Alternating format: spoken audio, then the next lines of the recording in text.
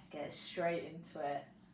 One thing I was not prepared for was the poo of the newborn. That first black Marmite tar poo. How? Why? Why is that coming out? Like, why is it that colour? Yeah, I don't know why it is actually, but you're right. It is literally like Marmite. Yeah, it's like literally pouring out a pot of Marmite. Yeah, and I think it's meant to last definitely the first day. Yeah. And maybe into day 2. But by the end of day 2, beginning of day 3, you should start to see it changes. And it kind of grows from tar and Marmite, and by sort of day 7, day 5, day 7, you're into your like curries, Yeah, that like yellowy tikka korma type colour. Yeah, but you should see that after the Marmite poop, it changes consistency. It's no more slimy. It is just like loose, runny. If you imagine like what milk would look like after it's been through your intestines, it looks like that. Spot on there, because that's exactly what it looks like. Yeah. I remember, because I had Finny so late, when he first did that tar poo, Josh wasn't around, and it was the midwife doing it. Okay. Because obviously I couldn't do it. But I was like, oh, I really wish Josh was able to do the first poo. But then Josh, when he came back the next day, he was like, whoa, what is this? What is this poo? And I think it shocked him more, like, it just keeps coming. It just doesn't stop. Yeah. That's the other thing, isn't it? When you change the nappies and they're still pooing, and it just is weird. Yeah. It's just... And I feel like their poo, when in them first like newborn in the newborn period, they could be lethal. Like the amount of times he pooped, like just squirted out poo, like on Josh, on the floor. It was I had the worst experience with Lily. Oh no. So Harper, this never happened, and you always hear about with baby boys that, you know, when you take the nappy off, they're probably gonna pee because the change in temperature, they just send some sort of relief where they're like, oh, I need to pee now. So with baby boys, you're meant to like hold the nappy down, give them a couple of seconds, just waiting to see if they're gonna wee. Even if you try that, sometimes it doesn't work. You still get sprinkled. Yeah, you do. So yeah, with like girls, I never thought I'd even have to worry about that. But for whatever reason, when we took the nappy off Lily, she would start pooping. So the air. And there was this one time, like she sharted, and it was just one of those mornings. Aaron had just gone back to work that week, so she would have been about 3 weeks old, and Harper was still in nappies. Her nappy, for whatever reason, she leaked through. She never leaked, but there was her poo on my bed, and I was like, oh. So I've got her in the shower. I've jumped in the shower with her. Lily, newborn, in the bouncer in the bathroom, really unsettled because she's not got someone holding her, and really stressed. Finally get out, then go change Lily's bed. So my bed's stripped at this point. We're sat on the end of the bed, and she sharts, and I kid you not, it sprays absolutely everywhere. For you, those of you that don't know my bedroom, it's a big bedroom, and my door is offset from the bed. It's at the foot of the bed, but it's in the corner, and then you've got my landing, and it's probably about 3 meters to my landing, and then where she was positioned on the bed, probably add another meter. The poo got all the way out to the landing. It was all over my TV, all over my drawers, all over. I just had a shower. It was all over back me. in I go. It was that typical like newborn moment where you're just like, Poo everywhere, sick everywhere. It's just you're living life, aren't you? Really? yeah. That poo flies though. Yeah, there's pressure behind that, and it comes out worn. Because it's so watery. Because obviously just having milk at this stage. Yeah, it literally goes. I remember the times where I'm like, oh, he's done a little poo. Great, take the nappy off. Get ready to. Oh no, he's just gonna continue keep doing. Going. He's just gonna keep going. It's like a. And you're like, oh, thanks, babe, thanks. I'll clean that up in a minute. It literally sounds like that as well. It is. It's literally like, oh no, and you can hear it. And the amount of videos like you're holding like your baby, and you just hear that wet shot. You're like, Oh, great. I don't know if it's something like, again, like both of us have breastfed babies, so they do say that things move a little bit slower for breastfed babies in terms of their gut, and that's they can get some tummy ache and stuff like that. So I don't know if maybe it's just where it builds up for so long. It just comes out with so much force. If you formula fed your baby, let us know if your babies are charters too. Yeah, it'd be really interesting to know. Maybe. Yeah. Because we're not... Yeah, we've only experienced the one time. Poo. That is, it's next level, that poo. Like, bringing up poo though, like, just thought of a great hospital tip. Vaseline in your hospital bag, so that when baby's born, Vaseline's got next to nothing in it. It's great for skin barrier protection, but it's also great at making sure that poo, the first lot of poo, is much easier to clean off the skin, so you don't have to rub them as hard to get it off, because it is very sticky. So when they're born, if you just pop some Vaseline on their bum, it just makes it slide right off. That is a good tip. Wish you told me that before we did it. Sorry, now I know. Notes taken. Vaseline. The big Vaseline tubs. Any Vaseline. Oh, okay. Yeah, any. Like, I just packed the small little one. Josh was like, have you got any Vaseline for my lips? I'm like, yeah. But that too, like during labour, you do get a bit dehydrated. Yeah, you do need lip balm. Double whammy. Just get the Vaseline out. Yeah. That is a tip. I'll write that down, everyone. But other things, like when you just have your newborn, like obviously being in hospital, so like your hormones, I felt like it was quite like a hit in the face for me, the hormones. Like you aren't really, I felt like I was not prepared for how I was going to feel. Not with your first, not unless I think like if you've got older sisters who have had babies just if you've had just before you're having your own and stuff, where you had that really, if you're lucky to have that really close sisterly relationship, you might have an inkling because you probably were there for them. But people can tell you're about to go through a hormonal roller coaster, but until you live that experience yourself, you have no clue, absolutely no clue. It's such a weird one because it's like one of the happiest times of your life. You've just had this baby. It's a beautiful bundle of joy, but yet you're hit by a train wreck of hormones that leave you bawling for hours to then being like the most happiest you've ever been, to then back to crying. It's intense. Like, it does feel like a roller coaster. Like, I remember being in hospital, even though the hospital for me was like the worst point of everything. And I just remember being so upset, and I was like, I just need to get home and I'll be better. I got home and I got out of the car and I just sobbed. And I thought that I'd go home and I'm like, just not okay. And you went home how many days after giving birth? 2 days after having finished. Was it 2 days? Oh, yeah. Was it 3? I was in Monday night, Tuesday night, Wednesday night, and went home Thursday. So 3 nights, kind of 4 days, we left really late. Yeah.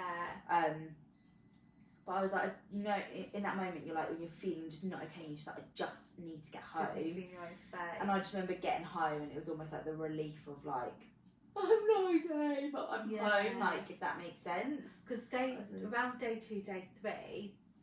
Regardless of how you're feeding your baby, that's when the saying of like your milk comes in. So that's when your colostrum changes from liquid gold to now just literally milk. It completely changes the consistency and colour. And I don't know why, but I've definitely experienced it. Just your hormones that come through with that are crazy. With my first pregnancy with Harper, it was a lot worse. The second time around, it was so much more manageable. I suffered probably a little bit more after a couple of weeks when all the endorphins started to just die down a little bit. But I think that's because I just knew how to manage myself a little bit better the second time around. I feel like that, like you almost know what to expect. You almost know what's coming. And that sounds really weird. Yeah. But I remember the next day, obviously the midwives come over. Or the day to have been home. Yeah, they come over, check baby, check you. And I just remember sitting there crying, and I just, like, I was so worried that I was doing everything wrong. Like, I just remember, like, being so upset. I was like, I don't think I'm doing this right, I don't think I'm a good mum, I don't know why I'm feeling like this. It's just like, the way that you are is normal, and it's the way you, like, what I was saying, even though in my head I was going, I don't know if, like, oh, I can do this, like, I don't think it's right, I don't think I'm doing that. She was like, you do care, like, don't think that you don't care because of how you're feeling, but this is normal. But then in the next breath, after crying to her, I'm all like, woo, yeah, happy. And then in the next breath, I just... You don't know which direction it's going to come in, do you? No. Like, am I going to cry or am I going to be happy? Yeah, you just don't. You don't know how... I feel like going into it, you're like, oh, they touch upon it in, like, the antenatal classes and everything. But they don't really prepare you for the feelings. No, they don't. Like, they just say, oh, yeah. I don't feel like they even really touched upon... They talk about, like, the postnatal depression, which is, like, that's what they kind of think, but there's so, like, you just think of it like the worst possible, like... Sorry, if anyone's watching right now, I'm just telling the guys to be quiet because they're super loud in the kitchen. Sorry, yeah. Oh my goodness. What was I saying? I don't know. I was trying to be as quick as I could, but I just couldn't find the WhatsApp chat. Postnatal depression. That's what I was talking about. That's what I feel like they really speak about, and you kind of expect that later on. But in my opinion, I expect it to be like really intense depression, like you know, the shaking of the baby, like not wanting to be around the baby. Like that's what I associated with postnatal depression, not the other ways it can be. Yeah, like there. Because I think I just want to just quickly jump in because just remembering our like introduction podcast, I made a comment about postnatal depression, and I just want to reinforce what I meant by that in case it came off the wrong way. Because I remember saying it's not a big deal, and what I meant by that is obviously it's a big deal if you have postnatal depression. Like you need help, and there's a community out there to help you. But what I meant by saying that is don't you get worried that you've got it, because it's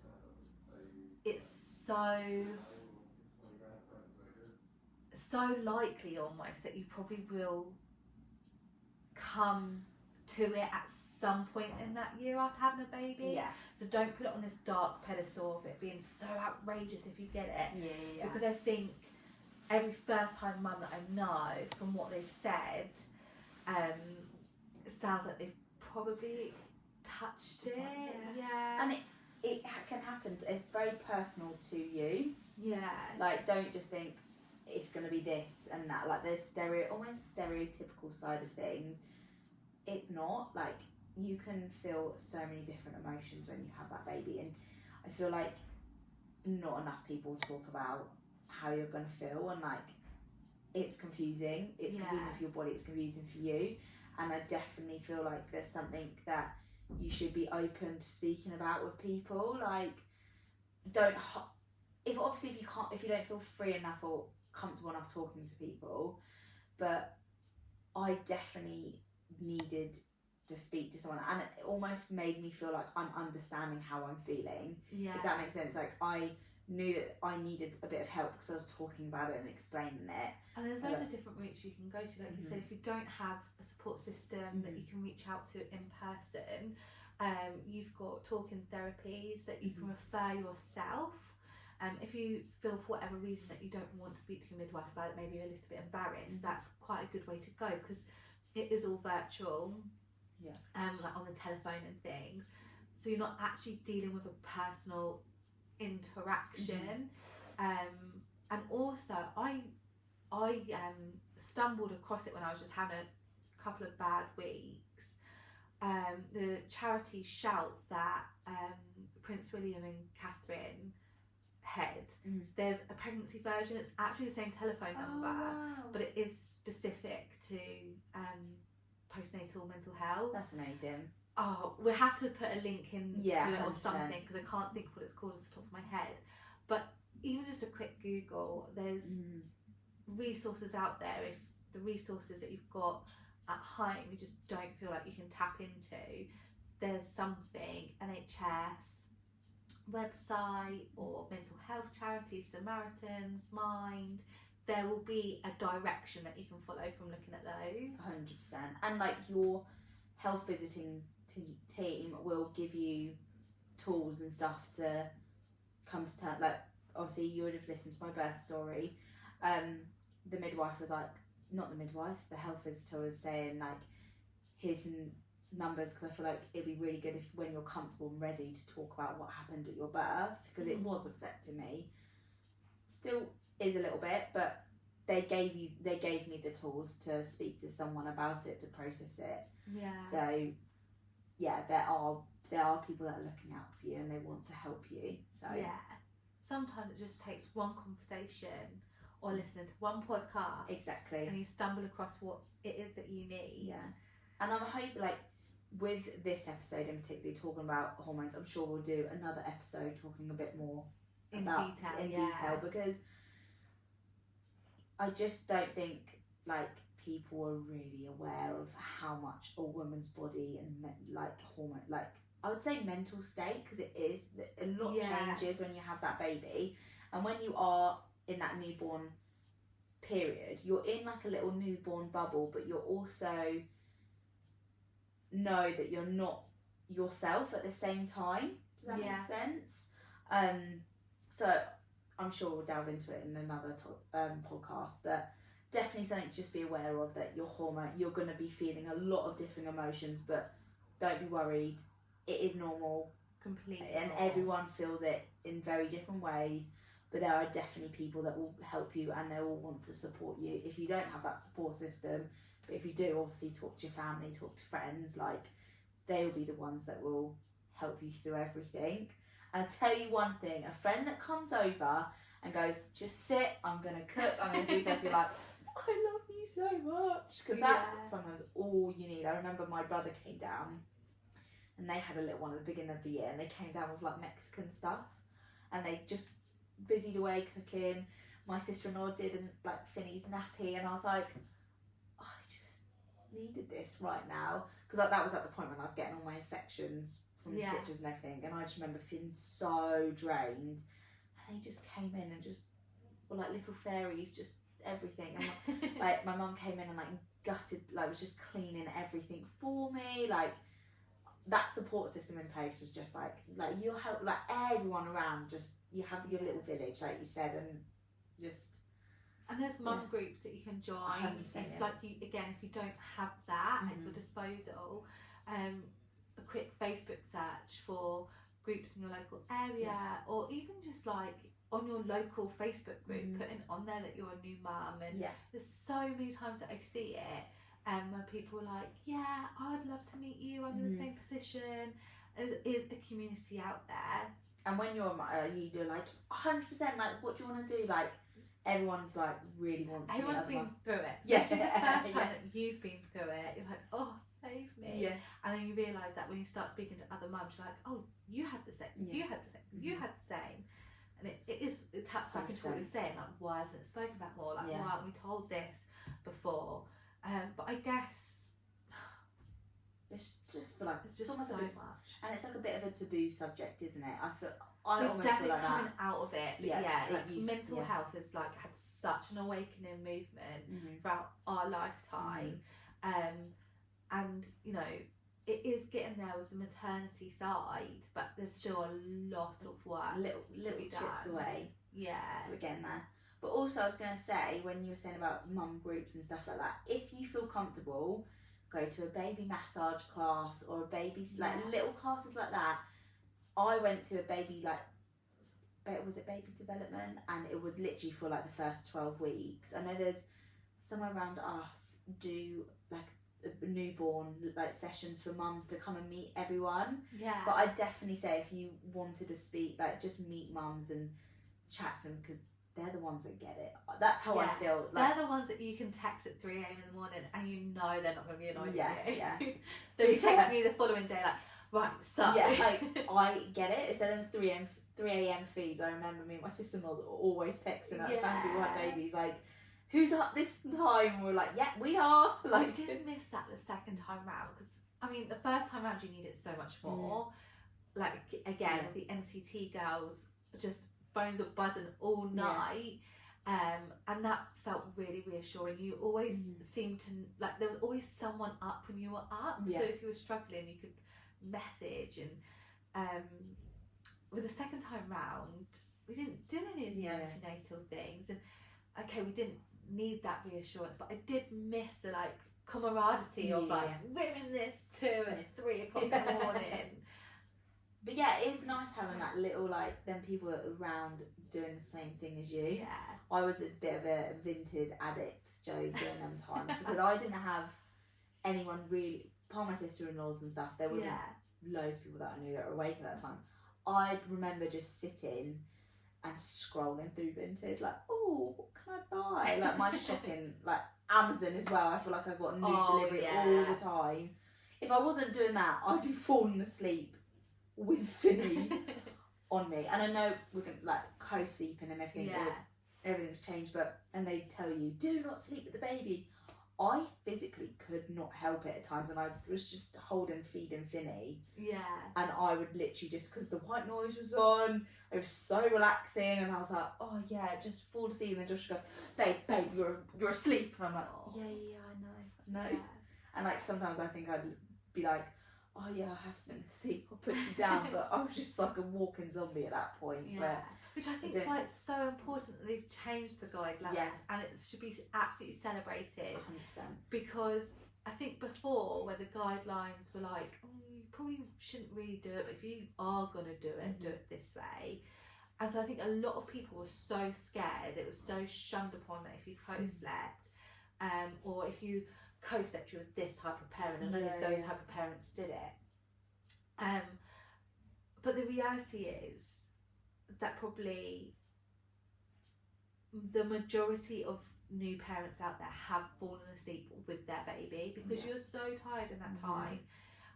So them changing the guidance now to basically say, you know, it is okay to co-sleep. It means that people are going to do it safely. I think that's the most important thing, is knowing how to do it safely. Because I remember we got to, like, in the hospital, do not sleep next to your baby, do not fall asleep. Because that was just before the guidance changed. Yeah.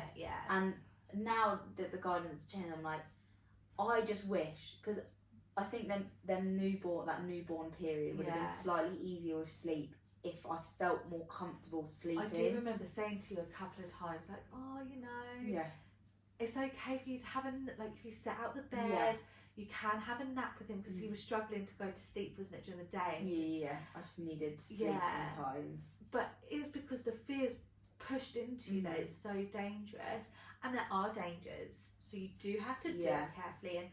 And the Lullaby Trust Charity is a great resource of information, but NHS as well have it. Any sort of baby-led charitable organisations will have information now on how to co-sleep, and I would imagine actually now, we haven't had a baby post the guidance changing, but the midwife should be talking you through it on those home visits, or at least the health visitor and stuff after the baby. If you're having a baby or have had a baby since the guideline has changed, drop us a message and let us know if it has, because it'd be really interesting to know whether then they don't like fearmonger you almost. That's how I see if they talk to you about it. And you know, if you're someone that does do it, it would be great to hear from you about your experience and how you and your family have benefited from it. It'd be really interesting to see that. I did see something about the stats changing so much in the case of SIDS, which is sudden infant death syndrome, with people co-sleeping safely had such a positive benefit. Obviously, when you look back at the 50s, before anti-co-sleeping advice was given, there were a lot of infant deaths just where it wasn't necessarily done with the knowledge. So it's like, let's empower people, because it is so natural. Like, if you look throughout the majority of the history of mankind, like, for a baby to survive, they need to be with mum all the time. So it's almost like what we're made to do. Hence why we can't keep our eyes open when we've got a newborn. Oh my goodness, though. Like, you're so right, though. It will make I personally found it made my life so easier just co-sleeping because yeah, I didn't co-sleep with a newborn because again Not at with the a time newborn, I was so worried. Yeah. I don't know if I would co-sleep with a newborn. I'm not in that point in my life where I don't know if I'd make that decision yet.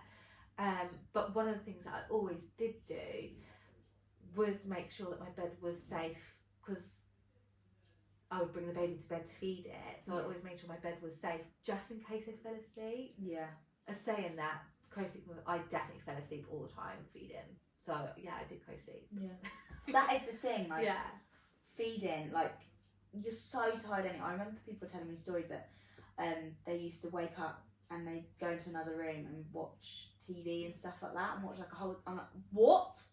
I was like, how did you even get out of bed? I literally was like, scoop out the next to me, like if I had to fully wake up and then not fully wake up, but if you know what I mean, if you had to get up and function, I just don't think. No, I had my whole bedroom set out with like the nappy caddy next to me. I did used to watch TV when I fed because sometimes I just, especially in those early days when you're waking up like every 3 or so hours, it just felt like I just need to watch something, especially by the time, like it was almost like waking up every 2 hours really because they were feeding every 3 hours, but that took a whole hour out of your time by the time you'd done the nappy change, did the feed. I feel like that time is a blur. Like, I don't remember. I remember Josh always did the nappies first, but we were from the get go. We really wanted to install like bedtime, like nighttime is nighttime with Finn, like, and I don't think I remember them really newborn because you're saying all that, and I'm like, did we change? We must have changed Finn's nappy. We must have fed him a few times. Jeez, I must have. You definitely did. I think you were so traumatized. Yeah, I just physically could not. I actually don't remember that time. I just remember being. Do you know what you did feed? Because I remember you were still waking. He was a couple of weeks old, and you were still waking him up for feeds. Yeah. And the midwife had told, or the health visitor had told you. Yeah, my sister-in-laws were like, do not wake him up. And I was like, wait, what? And when you told me, I was like, you're still waking him up.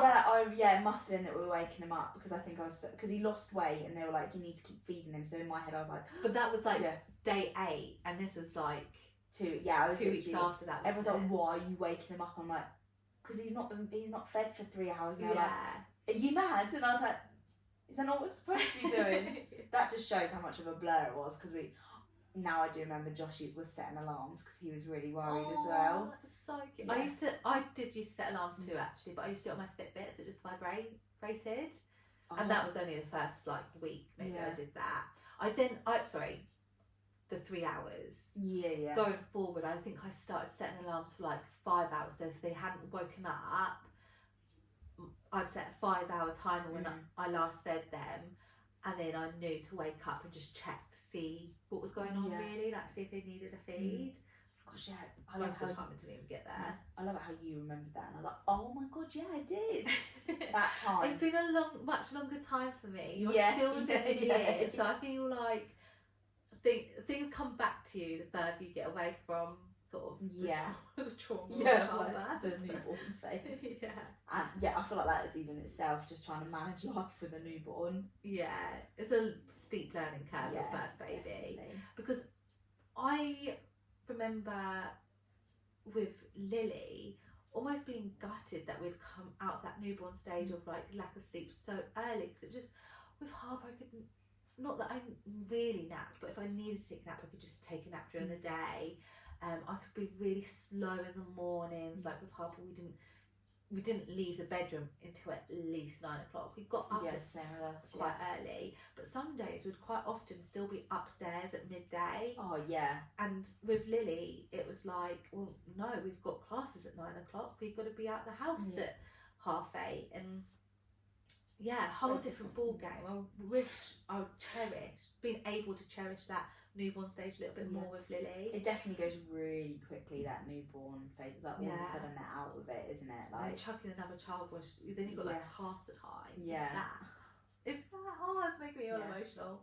I do remember that, them times though, like, I think there's one video, and I looked at the timestamp of it, and it's like 10 o'clock in the morning, and I literally in FaceTime, like, got a video of Finn going, "You're keeping mummy awake," and I sent it to Josh. Well, Josh has been at work since like 6:30, like left work, and I'm still there.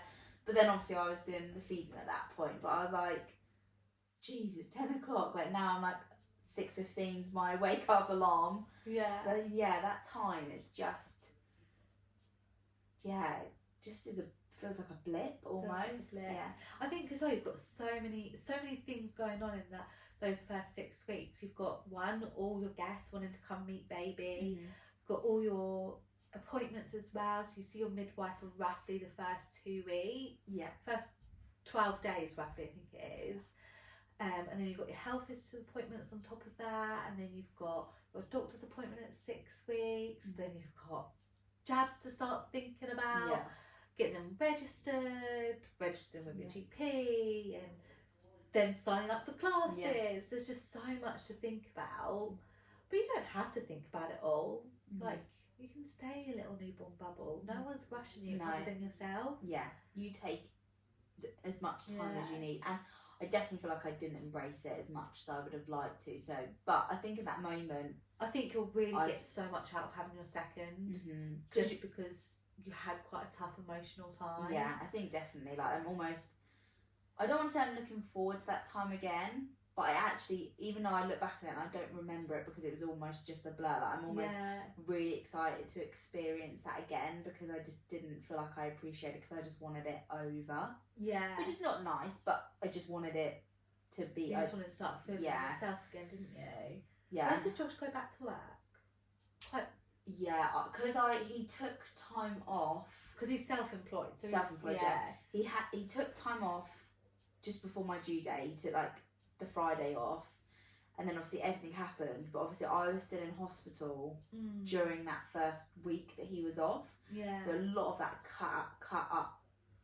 ate up our time at home together, because he obviously couldn't stay with us. So when we got back home, I think I had Friday to the following Sunday, and then he went back. And how did you find that? That was really hard. I just remember sobbing. I was like, "I don't want you to go." And he was like, "You can do this." I was like, "I can't do it." Yeah. And like, but I knew, because he takes quite a lot of time off over Christmas. So it lined up quite nicely for you. Yeah. So I had like 3 weeks that he worked solid. Yeah. Still didn't make those 3 weeks any easier. No, and one thing I know, I don't know how Josh would feel about me, but during that time that he was off, he still had to take someone to work, which absolutely fine. But in that moment, now I look back at it, I'm like, you can't do that next time. Did you feel a bit abandoned? Yeah, because it was like that morning for me. Even now, the mornings are sacred. I love that morning wake up where we're snuggling with Finny in the bed, we give him some milk, just that enjoyment of being that morning time, and you feel like every morning it's out the door. Yeah, and you feel hard done by them, but they probably don't want to go as much as you don't want them to go. I really struggled with the anxiety. So that Aaron going to work was actually a lot easier than the build up to him going to work. Because it just felt like I couldn't enjoy the moment. I was like, oh my god, we've only got 7 days left together. That's exactly how I was. I was like, oh my god, so we've only got 3 days. Because you're building up to knowing that they're going back. Yeah. It's so with that, another thing that I didn't really know could happen, it ties in sort of postnatal depression and the guys going back to work. When I had Lily, me and Aaron so the second week into Aaron's postnatal, I can't even think of the word, when guys have time off, parental leave. There we go. He really was not himself, and at the time I just remember being so angry and disappointed and hurt by it. And I remember having conversations with you and having conversations with him, like even 6 months, 8 months on, I was still holding it against him, the way he made me feel. Even though I could comprehend later on down the line why he felt that way, but in the moment neither of us realised that he had a bit of postnatal depression, because guys can get it too. And one of the conversations we had at like 3 o'clock in the morning, as I'm like, why are you being so cold? And we like were having it out a little bit. One of the things he was really struggling with is that some things were going on the sidelines, but primarily like he's just spent 8 months with, every time he has a conversation with someone, no one really caring about how he is. Everyone really asking like how I am, how the baby is. Not really asking him about himself, unless he was with the lads. But at work, it was a lot of women there, sort of our mum's ages. So they really just wanted to know about me and the baby. And then baby was born. Again, no one asked him how he was. No one asked him how he was doing, how he felt. It was all about new baby. How's Amber recovering? How's Amber recovering? And he just got to the point where, okay, well, baby's here now. Amber's doing fine, and actually I was great compared to when I first had Harper, mentally. And for him, it was probably just like he'd spent all this time holding us all up and only thinking about us, only talking about us, to now baby being here and still no one cared about him. And it's really sad that you said that, because it's not how you'd want him to be fed, like how to be fed. How okay. How you'd want him to feel. That's what I was trying to say. Like, it's really sad. Like, and because men do go through it. They do. Like, it is something that men can suffer from, as well as the mum. And you know, if it, whatever relationship it is, the partner can go through it, as well. But I think, like, what really stuck with me is that I couldn't forgive him for so long, yet he'd gone through something really serious, and that makes me feel awful.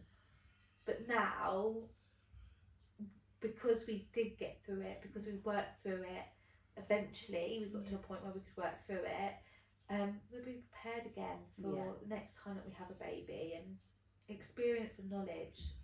I definitely feel that, like, when you told me all of that, when I know people who have had babies, I'm like, how are you all doing? Like, how are you also doing? Because it's even though the guys don't go through it mentally, like physically, they have to go through a lot. They have to watch their partner go through all of this stuff. They've got to be the one almost carrying you, because they're carrying the weight of the family. Again, with Lily, what probably fed into it a little bit with Aaron is that I was so ill pregnant that the first half of my pregnancy he spent like basically trying to keep me alive, like you would a child, like feeding me, giving me drink, like he was a lifeline. Without him, like I wouldn't have survived it, type thing. And he had to also see that someone that he loved, like he had to witness him go through such turmoil. I think that's the thing, like because I see like a bit about when I had my birth. I remember it, but I remember the little bits, which are like almost like the worst parts of it. Not worst parts, but like the overall summary. Josh remembers it all because he was in that awake state. He didn't have any adrenaline like we would have. Yeah, I was like, obviously, when you listen to my birth story, I was in and out of consciousness. That's how it felt, because I was in a cloud most of the time, like, and I just wake up in pain. Josh was actually watching what I was doing in them breaks and not being able to do anything. And he was just holding, like, he was like, I was like, oh, what was I doing? He was like, I was holding you up. You couldn't move. You were floppy. Like, he had to watch that, but I didn't know what was, if that makes sense. Like, I knew what was happening, but I didn't at the same time. And I think that weighs a lot on the guys, because they have to, even though, like you said, the adrenaline, that still carries with them. Like, I don't know if I want to see you go through all of that again. And that makes sense. Again, like with mental health, we've already touched upon like how much that's grown in our generation. It's still got a lot of room to grow, because he probably didn't have anyone to talk to about it other than me. He could have spoken to his parents for sure, they would have, but it's whether or not he wanted to talk to his parents about it. He probably didn't feel like it was appropriate to talk to my parents about it, because it would have been driven by what me in a sense. And you know, mental health for guys is something that they struggle to talk about, let alone it actually being related to having a baby. 100%. There's only a handful of his friends that have had babies, and then yet are they going to be open to talking about it? Like, even women find it hard. You know, unfortunately, it's just not the space, and we need to create that 100%. for ourselves, but also our partners. I agree. We've got to make sure that they're okay as well. Yeah. Because one of the things, a big thing is like the second day that you come out of hospital, or third day when the baby realises they're not in the womb, they cry. They cry. And I remember me and Josh were like, you have to call Mama's line. You have to call them. This is not right.